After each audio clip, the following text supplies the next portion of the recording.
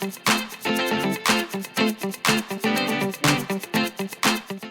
gorgeous! I receive heaps of questions about how to make zucchini or courgette noodles, so I thought I'd show you just how quick, easy and delicious it can be. Step 1, choose your weapon.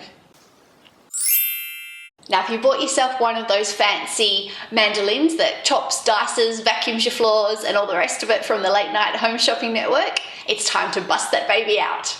You can also use a julienne peeler, which will give you really thin noodles like spaghetti.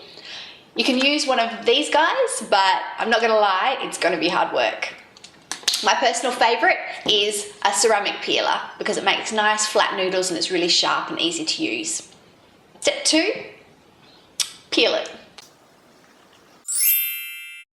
So what you want to do is just make sure you've got a nice big flat chopping board and just put a tea towel underneath there to make sure that it doesn't slip around while you're making your noodles.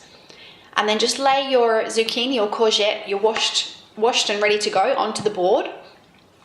Take your peeler and just create long, thin noodles by just using quite firm pressure and just pulling it along the zucchini lengthwise. Now you can use the skin if you want to. I personally don't. I discard that and then I just take the lower layers just so that it's got this nice green edging on it. And we just keep going through the zucchini. And you just make noodles like that and you keep turning it around and doing the same thing as you go around until you've got just a core left. And then you can use that core for juices or throw it into soups or stews. Step 3, dress it up. So here's one I prepared earlier.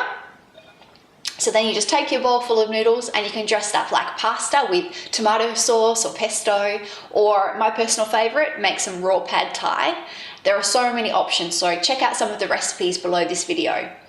Thank you for watching and enjoy your noodles. See ya.